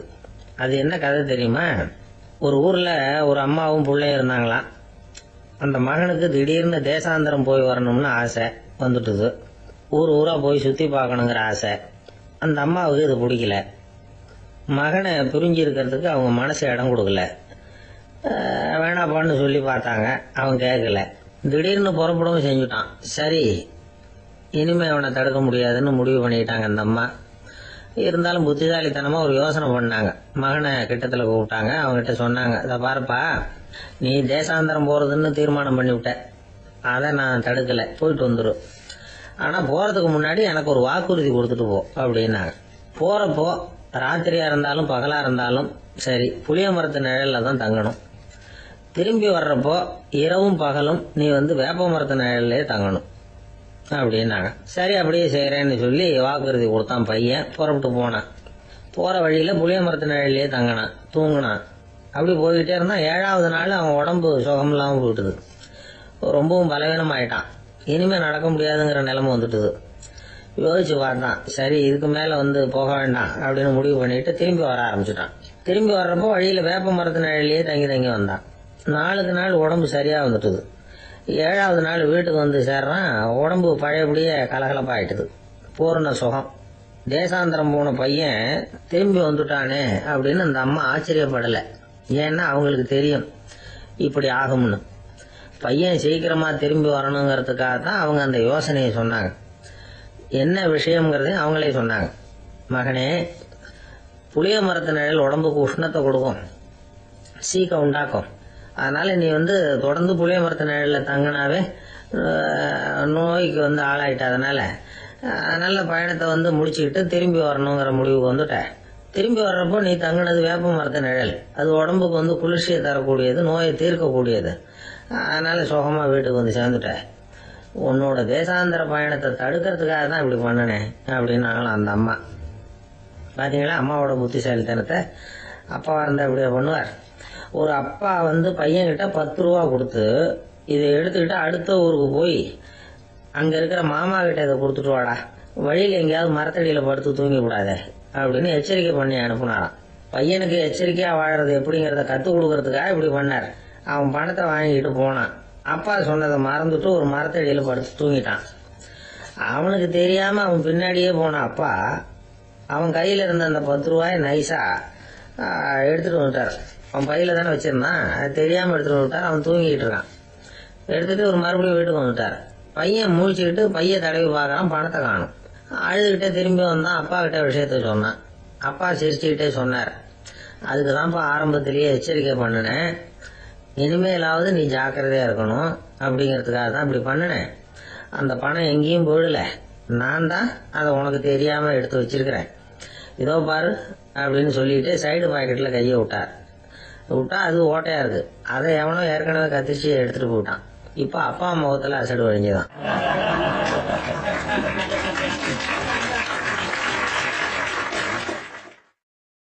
ஒரு அரசனும் அமைச்சரும் ஒரு நாள் ரொம்ப சாவகாசமா பேசிட்டு இருந்தாங்களாம். அரசன் அமைச்சரை பார்த்து ஒரு கேள்வி கேட்டிருக்கார். ஏங்க அமைச்சரே, ஆசை இல்லாத ஒரு மனுஷனால இருக்க முடியுமா அப்படின்னு. ஏன் முடியாது, துறவி அப்படிங்கிறவங்க எல்லாம் அப்படிப்பட்டவங்க தானே அப்படின்னாராம் அமைச்சர். அவங்க எல்லாம் உண்மையிலேயே ஆசையை விட்டவங்க தானே அப்படின்னு கேட்டாரா ராஜா. அப்படிதான் இருக்கணும் அப்படின்னாராம் அமைச்சர். அப்படின்னா ஆசையே இல்லாத ஒரு உண்மையான துறவியை நான் பார்க்கணுமேன்னார். அது என்ன பிரமாதம், அதுக்கு நான் ஏற்பாடு பண்றேன் அப்படின்னு விட்டார் இவர்.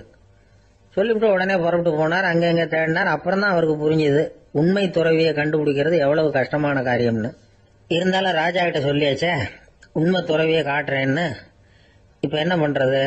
ராஜா கிட்ட சொன்னபடி நடக்கலைன்னா அவருக்கு கோபம் வந்துடும். அமைச்சர் ஒரு யோசனை பண்ணார். அவருக்கு ஒரு வழி தெரிஞ்சுது. அதுதான் சரின்னு முடிவு பண்ணார். அதாவது அந்த ஊர்ல அவருக்கு தெரிஞ்ச நாடக நடிகர் ஒருத்தர் இருக்கிறார், நல்லா நடிப்பார். அவரை போய் பார்த்தார். இதை பாருப்பா, எனக்காக நீ ஒரு காரியம் செய்யணும்னார். என்னன்னு கேட்டார் அவரு. நீ ஒரு துறவி மாதிரி கொஞ்ச நேரத்துக்கு நடிக்கணும். ராஜா உன்னை பார்த்துட்டு போற வரைக்கும் நடி, அது போதும். அதுக்காக உனக்கு 10,000 ரூபாய் தரேன் அப்படின்னார். அவர் எந்த காலத்துல இவ்வளவு பணத்தை மொத்தமா பார்த்திருக்காரு. அதனால உடனே சரின்னு ஒத்துக்கிட்டார். அமைச்சர் அரண்மனைக்கு திரும்பி வந்தார். என்ன அமைச்சரே, இன்னுமா ஒரு உண்மையான துறவி கிடைக்கலன்னார். உண்மையான துறவி ஒருத்தரை இப்பதான் கொஞ்ச நேரத்துக்கு முன்னாடி பார்த்து பேசிவிட்டு வர்றேன். அவர் நம்ம ஊருக்கு வெளியில குளத்தங்கரையில உள்ள ஒரு ஆலமரத்துக்கு அடியில் உட்கார்ந்துருக்கிறார் அப்படின்னார் இவரு. அப்படின்னா உடனே புறப்படுங்க அப்படின்னார் ராஜா. பரிவாரங்களோட புறப்பட்டார். அங்க அந்த மரத்தடியில அந்த ஆளு வேஷம் போட்டுக்கிட்டு துறவி மாதிரி உட்கார்ந்துருக்கிறான். ராஜா நேரா போனார். அந்த துறவி காலில் பொத்துன்னு விழுந்து வணங்கினார். உடனே ராணி அவர் காலில் விழுந்தாங்க. அடுத்தபடியா அமைச்சர் விழுந்தார். அவருக்கு தெரியும் இது நம்ம ஆளு தான்னு. இருந்தாலும் என்ன பண்றது, நேரம். அப்புறம் பரிவாரங்கள்லாம் துறவி காலில் விழுந்து ஆசீர்வாதம் வாங்கிட்டாங்க. ராஜா அப்புறமா தங்கத்தட்டுல பொண்ணையும் பொருளையும் வச்சு அந்த துறவி கிட்ட ரொம்ப பணிவா நீட்டுறார். தாங்கள் தயவு பண்ணி இதை ஏத்துக்கணும் அப்படின்னு வேண்டிக்கிட்டார். அந்த துறவி பற்று இல்லாம அதை பார்த்தார். எல்லாத்தையும் திறந்துட்ட எனக்கு இதெல்லாம் எதுக்காக அப்படின்னு சொல்லி அதை மறுத்துட்டாராம்.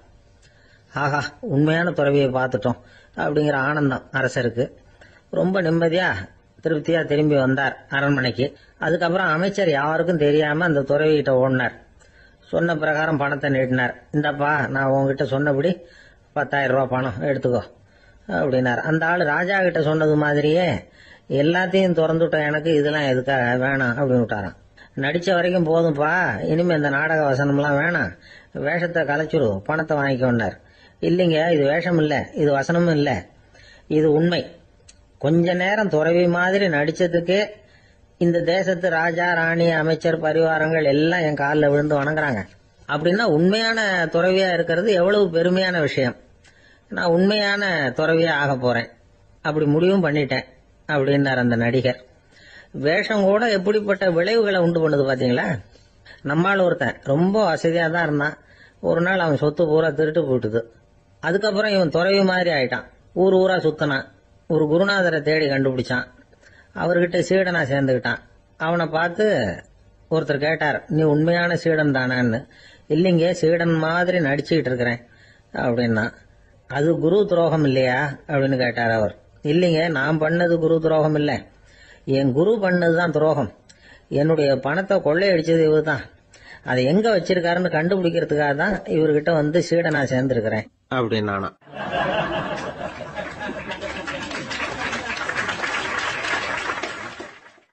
ஒரு ஆள் இருந்தான், நிறைய பணம் சம்பாதிச்சான். ஆனா செலவு பண்ண மனசு வரல, கருமி. அவன் என்ன பண்ணா, சேர்த்த பணம் பூராவையும் ஒரு மரத்தடியில புதைச்சி வச்சிருந்தான். வாரத்துக்கு ஒரு தடவை அந்த மரத்தடிக்கு வருவான். புதைச்ச இடத்த ஆவலோட பாத்துக்கிட்டு இருப்பான். அதுக்கப்புறம் போயிடுவான். அவ்வளவுதான். ஒரு நாள் ஒரு திருடன் வந்தான். இவன் புதைச்சி வச்சிருந்ததெல்லாம் எடுத்துட்டு போட்டான். இது தெரிஞ்சு போச்சு. அந்த கருமி புலம்ப ஆரம்பிச்சுட்டான். இவன் புலம்பல கேட்டதும் அக்கம் பக்கத்துல இருந்தவங்க எல்லாம் ஓடி வந்தாங்க. என்ன விஷயம்னு விசாரிச்சாங்க. இவன் சொன்னான். ஒரு பெரியவர் கேட்டார், ஏன்பா வார வாரம் இந்த இடத்த பாக்குறதாக சொன்னியே, எப்பவாவது இதுல இருக்கிற பணத்தை எடுத்து செலவு பண்ணிருக்கியா அப்படின்னு கேட்டார். நான் அப்பப்போ அதை பாக்குறது தான் வழக்கம், அதை தொட்டதே இல்லைன்னு. அவன், சரி அப்படின்னா இப்பவும் நீ அதே மாதிரி வார வாரம் ஒரு தடவை இந்த இடத்த பாத்துட்டு போகலாமே அப்படின்னாராம் அந்த பெரியவர். அதுவும் சரிதானே, எவ்வளவு காலமானாலும் அவன் அந்த பணத்தை எடுத்து செலவு பண்ண போறதில்ல. அப்படி இருக்கிறப்ப உள்ளே பணம் இருந்தாலும் ஒண்ணுதான், இல்லாம போனாலும் ஒண்ணுதான். இதுல இருந்து என்ன புரியுதுன்னா, ஒருத்தர்கிட்ட இருக்கிற பணத்தை கொண்டு அவர் பணக்காரரா ஏழையா அப்படின்னு முடிவு செய்யறது சரியில்லை. அந்த செல்வத்தை அனுபவிக்கிற திறன், பயன்படுத்துற திறன், அதை வச்சுதான் அவர் ஏழையா பணக்காரரா அப்படிங்கறத நிர்ணயம் பண்ணணும். அதுதான் சரி. செலவு பண்ண தெரியாதவன் சேகரம் பண்ணிட்டே இருக்கிறதுனால என்ன பிரயோஜனம்? தலைமுடியே இல்லாதவன் தாராளமா சீப்புகளை வாங்கி சேகரம் பண்றது மாதிரி தானே இது. சில சமயம் செலவு பண்ண நாம தயாரா இருந்தா கூட அந்த செல்வம் நமக்கு பயன்படுறதில்ல. அரேபியாவில் ஒரு நகை வியாபாரி விலை உயர்ந்த முத்துக்களை எல்லாம் அவர் வச்சு வியாபாரம் பண்ணிட்டு இருந்தார். அவர் ஒரு சமயம் ஒரு பாலைவனம் வழியா போயிட்டு இருக்கிறார் ஒட்டகத்துல. அப்போ திடீர்னு கடுமையான புயல் வீச ஆரம்பிச்சுட்டுது. திசை தவறி இவர் எங்கேயோ வந்துட்டார். கூட வந்தவங்களையும் காணல, எங்க போனாங்களும் தெரியல. இவர் ரொம்ப பயந்து போய் அங்கேயும் எங்கேயுமா அலைஞ்சு தெரியறார். வழியே தெரியல. பசி கடுமையாயிட்டுது. ஒட்டகத்து முதுகுல ஒரு மூட்டை இருந்தது. அதை பிரிச்சு பார்த்தார். உள்ள ஏதாவது இருக்கான்னு தேடி பார்க்கறார். அது வரைக்கும் கண்ணுல தட்டுப்படாத அபூர்வமான ஒரு பை கண்ணில் பட்டுது. ஆஹா, அதுல ஏதாவது சாப்பிட்றதுக்கு இருக்கும் அப்படின்னு நினைச்சு ஆவலா அதை பிரிச்சு பார்க்கறார். அந்த பையில விலை உயர்ந்த முத்துக்கள் நிறைய இருந்துதான். அப்பதான் அவர் நினைச்சாராம், விலை உயர்ந்த முத்துக்கள் கூட சாப்பிடுறதுக்கு உணவாக முடியாது அப்படிங்கறத புரிஞ்சுக்கிட்டாராம். எந்த நேரத்துல எது நமக்கு தேவையோ அது நமக்கு தாராளமா கிடைக்கணும். அப்படி அது கிடைக்கிறதுக்கு நம்ம கிட்ட இருக்கிற செல்வம் பயன்படணும். அது நமக்கும் பயன்படலாம், நம்ம மூலமா அடுத்தவங்களுக்கும் பயன்படலாம். அதுதான் செல்வத்தின் பயன். ஒரு மரத்தடியில ஒருத்தன் உட்காந்து அழுதுகிட்டு இருந்தான். அந்த பக்கமா வந்த இன்னொருத்தன் ஏப்பா அழுதுகிட்டு இருக்கிறேன்னு கேட்டான். இந்த இடத்துலதான் பூமிக்கு அடியில பணம் இருக்குது, புதைச்ச இடம் தெரியல, அதான் அழறேன் அப்படின்னா. நல்லா ஞாபகப்படுத்தி பாரு, எந்த இடத்துல புதைச்ச அப்படின்னு கேட்டான் இவன். அது எப்படி எனக்கு தெரியும், புதைச்சு வச்சிருக்கிறவன் நான் இல்லையே, எங்க எழுத்த வீட்டுக்காரன் அப்படின்னானா இவன்.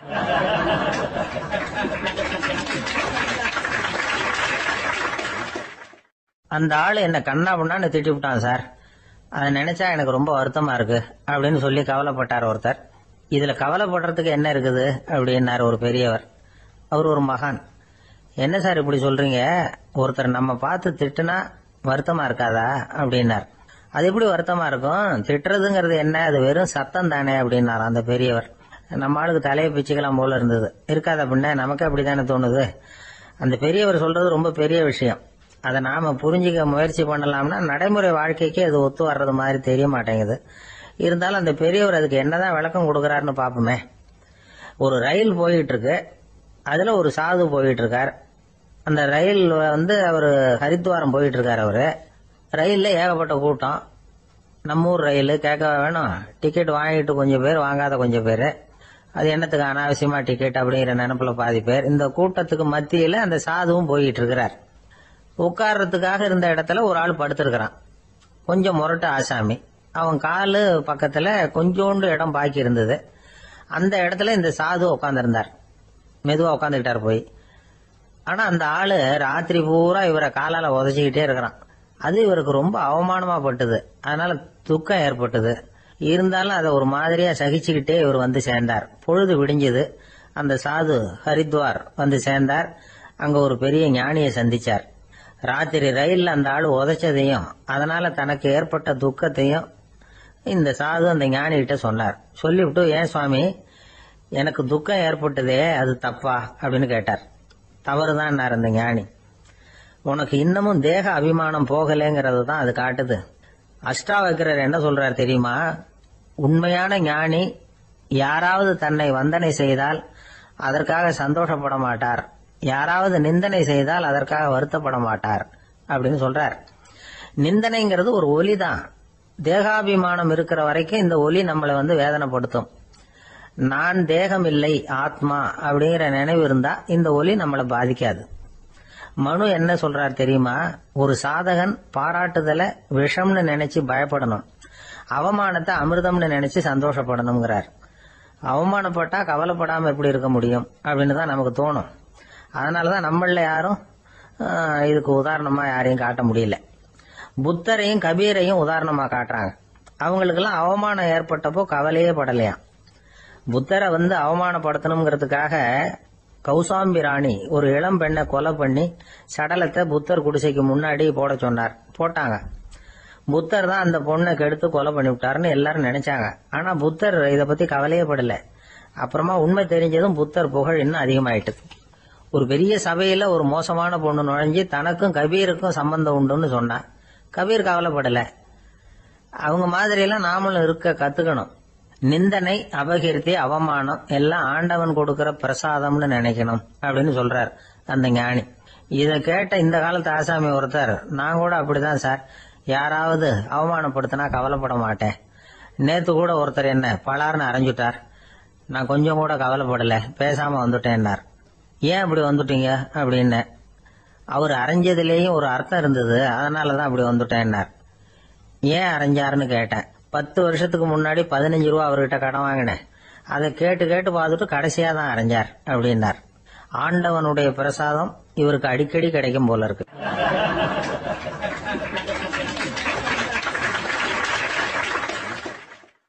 ஒரு பல்கலைக்கழகம், அங்க ஒரு இலக்கிய பேராசிரியர், அவர் பாடம் நடத்திட்டு இருந்தார். ராபர்ட் பிரவுனிங் எழுதிய கவிதைகளை பத்தி சொல்லிட்டு இருக்கிறார். மாணவர்களும் ரொம்ப அக்கறையா அதை கேட்டுக்கிட்டு இருக்கிறாங்க. ஒரு குறிப்பிட்ட கவிதையை பத்தி சொல்லும் பொழுது அந்த பேராசிரியருக்கே ஒரு சந்தேகம், அதாவது அந்த கவிதையின் சரியான அர்த்தம் என்னங்கிறதுல சந்தேகம். பேராசிரியர் யோசனை பண்ணார், அந்த கவிதையை முழுசா புரிஞ்சுக்க முடியல. அதனால மாணவர்களை பார்த்து சொன்னார், மாணவர்களே, ஒரு நாள் பொறுத்துங்க, இந்த கவிதையை எழுதின கவிஞர் எங்க வீட்டுக்கு பக்கத்துல தான் இருக்கிறாரு. இன்னைக்கு சாயந்தரம் நான் அவரை நேரிலேயே போய் பாக்குறேன், பார்த்து இதுக்கு என்னங்க அர்த்தம்னு கேட்டுட்டு வந்துடுறேன், அதுக்கப்புறம் உங்ககிட்ட சொல்றேன் அப்படின்னாராம். அன்னைக்கு சாயந்தரமே அந்த பேராசிரியர் கவிஞரை தேடிட்டு போயிட்டார். கவிஞர் அவங்க வீட்டுல அவர் பாட்டு உட்காந்துருந்தாராம். இவரு போய் அவர் முன்னாடி உட்கார்ந்தார். அப்புறம் கேட்டார், ஐயா, அந்த கவிதையின் முழு பொருள் என்னன்னு தெரிஞ்சுட்டு போறதுக்காக வந்திருக்கிறேன் அப்படின்னாராம். எந்த கவிதை அப்படின்னாராம் அவரு. இவர் அந்த கவிதையை சொல்லியிருக்கார். கவிஞர் கொஞ்சம் யோசனை பண்ணிவிட்டு அப்புறம் சொன்னாராம், பேராசிரியரே, நீங்க கொஞ்சம் தாமதமா வந்துட்டீங்கன்னாராம். இவருக்கு ஒன்னும் புரியல. நீங்க என்ன சொல்றீங்க, நான் தாமதமா வந்துட்டேனா? நீங்க தான் உயிரோட இருக்கிறீங்களே, அப்படி இருக்கும்போது நான் தாமதமா வந்துட்டேன்னா அது எப்படி அப்படின்னு இவர் குழம்பி இருக்கிறார். இப்ப கவிஞர் சொன்னாராம், ஐயா, நான் உயிரோட இருக்கிறேனா இல்லையாங்கிறது முக்கியம் இல்ல, நான் அந்த கவிதை வரிகளை எழுதினப்போ 2 பேருக்கு அதோட அர்த்தம் தெரிஞ்சிருந்தது, இப்போ ஒரே ஒருத்தருக்கு தான் அதோட அர்த்தம் தெரியும் அப்படின்னாராம். பேராசிரியர் யோசனை பண்ணிருக்கார். அப்படின்னா அந்த ஒருத்தர் கவிஞர் ராபர்ட் பிரவுனிங்கை தவிர வேற யாரா இருக்க முடியும்? இவர் தான் அப்படிங்கறத அவர் மனசுல நினைச்சுக்கிட்டார். அதனால சொன்னார், ஐயா, நான் தாமதமா வரல, அந்த கவிதையின் பொருள் என்ன அது சொல்லுங்கன்னார். பேராசிரியரே, நான் சொல்றது உங்களுக்கு புரியலன்னு நினைக்கிறேன். நான் இந்த வரிகளை எழுதினப்போ 2 பேருக்கு அதோட அர்த்தம் தெரிஞ்சிருந்தது. அந்த 2 பேர் யாருன்னா, ஒருத்தர் ராபர்ட் பிரவுனிங், அதாவது நான், இன்னொருத்தர் கடவுள். இப்போ அது கடவுளுக்கு மட்டும்தான் தெரியும். நானே இதை பத்தி பல தடவை யோசனை பண்ணி பார்த்தேன். இது ரொம்ப அழகானது, ஆனாலும் ரொம்ப வழுக்கலானது. அதை பிடிச்சிட்டோம்னு நினைச்சிட்டு இருக்கும் பொழுதே காத்து மாதிரி அது உங்ககிட்ட இருந்து ஓடி போயிடுது. எனக்கு ரொம்ப வருத்தமா தான் இருக்குது. நிச்சயமா நான் தான் இந்த வரிகளை எழுதியிருக்கிறேன், அதுல அர்த்தம் இருக்குங்கிறது எனக்கு தெரியும், அதை நான் உணர்றேன். ஆனா நீங்க என்ன மன்னிக்கணும், எனக்கே கூட அதை என்னால விளக்க முடியல. அப்படி இருக்கும் பொழுது உங்களுக்கு எப்படி அதை நான் விளக்க முடியும் அப்படின்னு அந்த கவிஞர். அனுபவிக்கப்படக்கூடிய எல்லாமே விளக்கப்படக்கூடிய ஒன்றல்ல, விளக்கப்படும் எல்லாமே அனுபவிக்கப்படக்கூடிய ஒன்றல்ல அப்படிங்கிறது ஞானிகளுடைய கருத்து. அதுக்காக தான் அந்த சம்பவம். வாழ்க்கையில நீங்கள் தொடர்ந்து ஆய்வு செய்து கொண்டே இருக்கக்கூடிய விளக்கங்களை ஒருபோதும் அடைய முடியாத பரிமாணங்கள் இருக்கிறதுனாலதான் அது அலுப்பு தட்டாம இருக்குது. உங்களால நிறைய அனுபவிக்க முடியும், இருந்தாலும் நீங்கள் அனுபவித்து அறிந்த விஷயங்கள் கூட வார்த்தைகளால விளக்கப்பட முடிவதில்லை அப்படிங்கிறது பெரியோர் சிந்தனை. இதெல்லாம் ஒரு பக்கம் இருக்கட்டும். நமக்கு தெரிஞ்ச பேராசிரியர் ஒருத்தர் 1 மணி நேரம் ரொம்ப விவரமா வகுப்பு எடுத்தார். கடைசியா சொன்னார், மாணவர்களே, ரொம்பவும் எளிமையா விளக்கமா எல்லா விவரமும் சொல்லியிருக்கிறேன், அதனால இதுல உங்களுக்கு சந்தேகம் வர்றதுக்கு வாய்ப்பே இல்லை. இருந்தாலும் கேட்க வேண்டிய கடமை கேட்கிறேன். இதுவரைக்கும் நடத்தினதுல யாருக்காவது ஏதாவது சந்தேகம் உண்டா அப்படின்னு கேட்டாராம். எனக்கு ஒரே ஒரு சந்தேகம் தான் சார் அப்படின்னு எழுந்திரிச்சு நிக்கிறான் ஒருத்தன். என்னன்னு கேட்டாராம். இதுவரைக்கும் நீங்க என்ன பாடம் சார் நடத்துனீங்க அப்படின்னானா அவன்.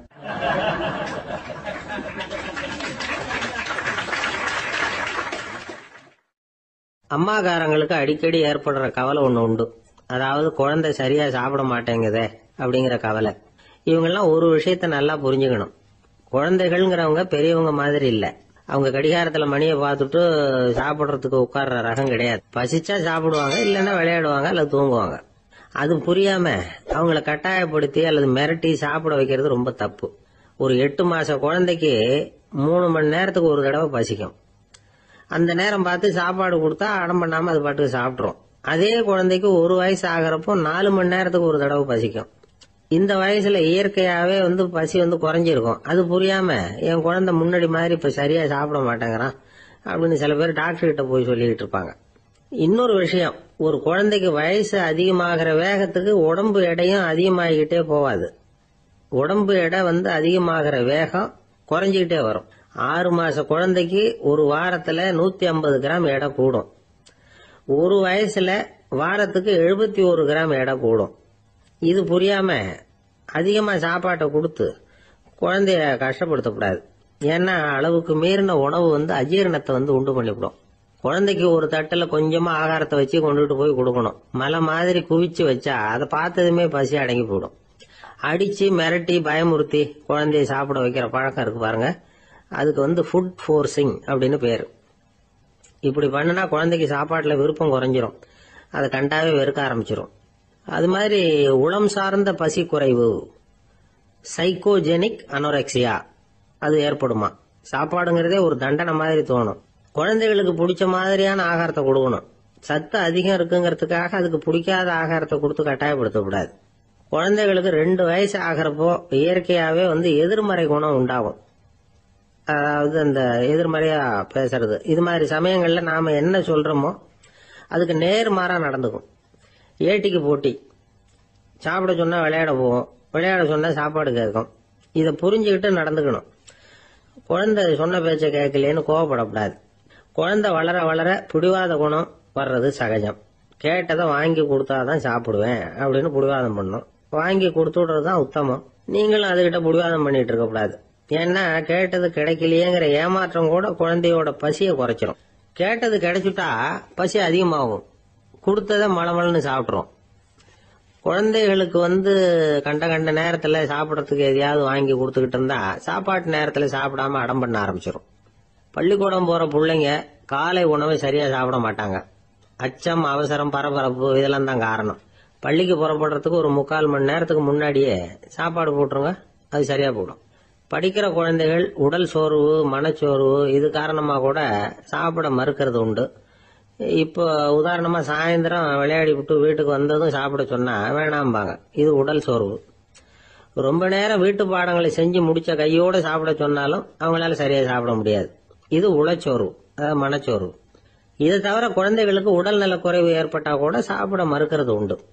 சில மருந்து மாத்திரைகள் கூட பசியை குறைச்சிரும். அதனால சரியா தெரிஞ்சுக்கிட்டு குழந்தைகளை சாப்பிட வைக்கணும். அது புரியாம கையில சாப்பாட்டு தட்டை வச்சுக்கிட்டு குழந்தைகளை விரட்டிட்டு அலையக்கூடாது.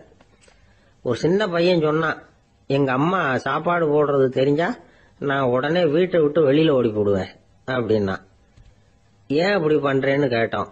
எங்க அப்பா கூட அது மாதிரிதான் சார் பண்ணுவார் அப்படிங்கிறான்.